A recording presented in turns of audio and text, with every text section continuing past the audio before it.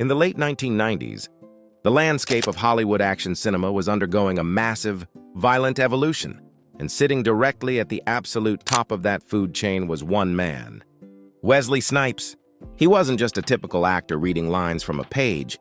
He was an elite fifth-degree black belt martial artist who brought a terrifying level of realism, swagger, and intensity to the silver screen. When he stepped into the iconic leather trench coat of Blade in 1998, he didn't just create a hit movie, he literally saved Marvel Comics from absolute bankruptcy and laid the psychological groundwork for the multi-billion-dollar Marvel Cinematic Universe we know today. Because of this unparalleled box office power, Snipes achieved the holy grail of Hollywood status, commanding a staggering $20 million upfront paycheck per film, alongside massive back-end profit shares. Yet, while the public watched him collect sports cars and dominate global pop culture, behind the scenes, a quiet, dangerous financial storm was brewing. A series of deep cognitive errors, hidden legal traps, and toxic advice was about to collide with the United States federal government, triggering a catastrophic downfall that would completely vanish him from Hollywood and freeze a legendary empire. To truly comprehend the staggering scale of the crash that was to come, we have to first dissect the sheer volume of wealth Wesley Snipes was manipulating at his absolute peak. In the 1990s and early 2000s, Hollywood was a gold mine, and an A-list superstar occupied a position of power that modern streaming actors can only dream of. Snipes wasn't just receiving standard flat fees. His legal and management teams had negotiated historic contracts that guaranteed him first-dollar gross percentages.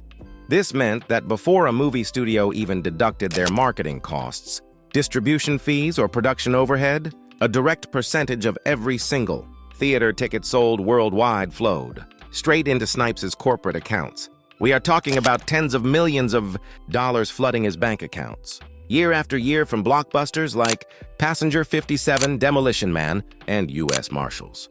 Money was moving so fast, and in such massive volumes, that managing the sheer cash flow became an institutional enterprise. He was no longer just an individual. Wesley Snipes was a high-revenue corporation operating inside a hyper-lucrative global industry. With an absolute avalanche of liquid cash entering his ecosystem, Snipes did what any high-net-worth individual would do. He began aggressively diversifying into premium physical assets, building a breathtaking real estate portfolio designed to showcase his elite status. His crowning jewel was a sprawling, ultra-private mega mansion located in the exclusive enclaves of Florida. This wasn't just a house. It was a secure fortress custom-engineered to his exact specifications, featuring state-of-the-art security perimeters, elite martial arts training dojos, Olympic-sized pools, and private entertainment wings where he hosted Hollywood's most influential power players. Concurrently, he acquired high-value properties in New York and other international destinations, shifting his wealth from volatile entertainment contracts into rock-solid brick and mortar. His garages were filled to the brim with top-tier luxury automotive engineering, from custom-tailored luxury sedans to high-performance exotic sports cars. To the outside observer, Snipes had successfully built an impenetrable financial wall around his life, creating a lifestyle of luxury that seemed completely insulated from any possible economic decline. However, Wesley Snipes possessed a deep entrepreneurial drive that extended far beyond simply acting in front of a camera for major studios. He wanted total vertical integration over his creative and physical output, which led to the creation of his independent production company, Amen-Ra Films. Through this entity, he sought to develop, finance, and control his own cinematic projects, keeping 100% of the intellectual property and profits. But his most secretive and fascinating venture was the launch of an elite security and VIP protection firm known as Imperial Armored, utilizing his deep connections in the martial arts world and international security sectors. This company was designed to provide highly trained tactical bodyguards and armored transport for foreign diplomats, global dignitaries, and high-profile celebrities navigating high-risk environments. Snipes was actively building a massive corporate shield, thinking multiple steps ahead of his peers. He believed that by diversifying into independent film production and private, military-grade security, he was making his financial empire completely self-sustaining and independent of Hollywood's traditional gatekeepers. But as any historian of wealth will tell you, the greatest threat to a multi-million-dollar empire rarely comes from an external competitor. It almost always comes from a trusted insider bearing a flawed ideology. At the absolute zenith of his fame and financial power, Wesley Snipes crossed paths with a highly charismatic, radical financial theorist named Eddie Ray Kahn. Kahn was the founder of an organization known as the Guiding Light of God, and he did not operate within the traditional boundaries of Wall Street wealth, management, or mainstream accounting. Instead, Kahn was a deeply anti-government ideologue who claimed to have decoded a secret legal loophole hidden within the fabric of the United States tax code and the Constitution.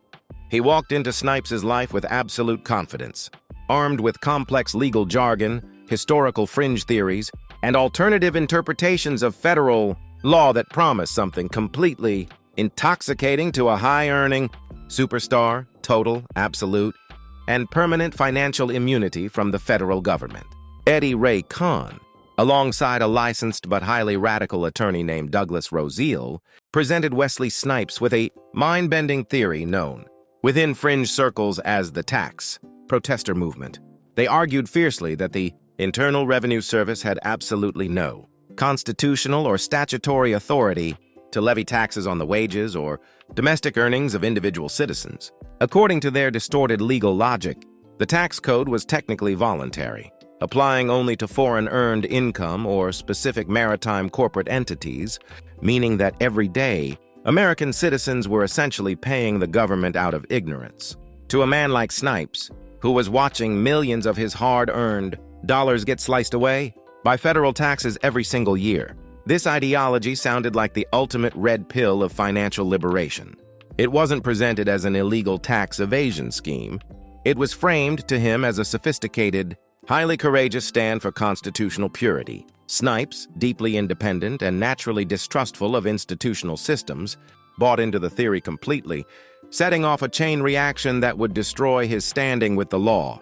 Once Wesley Snipes accepted this radical financial ideology, he didn't just quietly test the waters. He went completely all in, crossing a legal line from which there was absolutely no return. Operating under the direct guidance of Kahn and Roziel, Snipes completely stopped filing his standard federal income tax returns altogether.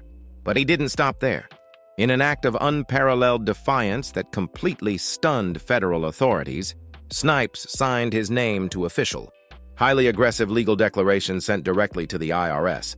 In these documents, he boldly claimed that he was a non-resident, alien to the administrative state of Washington, D.C., and demanded that the United States government instantly refund him over $7 million in taxes that he had already paid in previous years. He genuinely believed that his immense celebrity status, combined with the complex pseudo-legal frameworks provided by his new advisors, made him completely bulletproof. He viewed himself not as a criminal, but as an educated sovereign individual, exercising his legitimate constitutional rights against an overreaching system. While Wesley Snipes believed he was engaging in a sophisticated legal debate, the Internal Revenue Service and the Department of Justice viewed his actions through a completely different lens: blatant, high-profile criminal tax evasion. The federal government realized that if a superstar of Snipes' magnitude was allowed to openly stop paying taxes and demand multi-million-dollar refunds using fringe theories, it could inspire millions of regular citizens to follow suit, threatening the entire financial stability of the nation. The government began quietly assembling a massive, airtight criminal case, tracking every single dollar Snipes earned from his film sets and cross-referencing them with his lack of tax filings. Finally, in October of 2006, while Snipes was overseas filming an action movie, the federal government officially dropped the hammer, unsealing a devastating multi-count criminal indictment against him. He was officially charged with conspiring to defraud the United States government and willfully failing to file individual income tax returns on an estimated $15 million of completely hidden income. The criminal trial kicked off in the conservative federal courthouse of Ocala, Florida, instantly transforming into an absolute media circus. Paparazzi, news anchors, and stunned fans lined the streets every single day, watching in utter disbelief as one of Hollywood's most physically dominant action heroes, walked up the courthouse steps to fight for his literal freedom. Inside the courtroom, the stakes could not have been any higher. Snipes' defense team attempted a highly delicate strategy, arguing that their client was not a malicious criminal or a tax cheat, but rather an innocent, deeply misled victim who had been brainwashed by the highly sophisticated pseudo-legal schemes of Eddie Ray Khan and Douglas Roseal. However, the federal prosecutors were completely relentless. They painted a starkly different picture, presenting an overwhelming mountain of financial evidence to show a wealthy, hyper-privileged elite who simply believed his massive wealth and Hollywood power exempted him from the basic societal duties required of every ordinary citizen.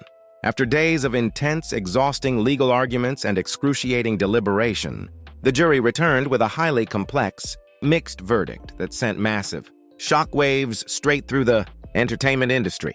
In a major legal victory for Snipes' defense team, the jury completely acquitted him of the most severe felony charges, which included conspiracy to defraud the government and making false statements, recognizing that he didn't explicitly intend to commit massive fraud. However, the legal celebration was cut incredibly short. The jury found Snipes guilty on 3 critical misdemeanor counts of willfully failing to file federal income tax returns for the years 1999, 2000, and 2001. While these were technically categorized as misdemeanors, the federal judge, completely determined to make a severe example out of the Hollywood superstar to deter future tax protesters, handed down the absolute maximum punishment allowed under federal guidelines, a mandatory, non-negotiable 3-year sentence in federal prison. In April of 2013, the heavy steel gates of the Federal Correctional Institution finally swung open, and Wesley Snipes stepped back out into the blinding light of the free world. However, the Hollywood ecosystem he was returning to was completely unrecognizable compared to the one he had left behind in 2010, the Marvel Cinematic Universe that he had single-handedly catalyzed with Blade had transformed into a multi-billion-dollar Disney corporate juggernaut, completely dominating global culture. More pressingly, his personal financial standing was in absolute, catastrophic ruins. The IRS had placed massive tax liens on his remaining assets. His primary real estate holdings had been heavily compromised, and he still owed millions of dollars in back taxes, interest, and penalties to the federal government. He was facing a mountain of debt, public stigma, and an industry that was highly terrified of hiring an actor with a fresh federal prison record. He was starting over from absolute zero at an age where most actors are preparing for retirement.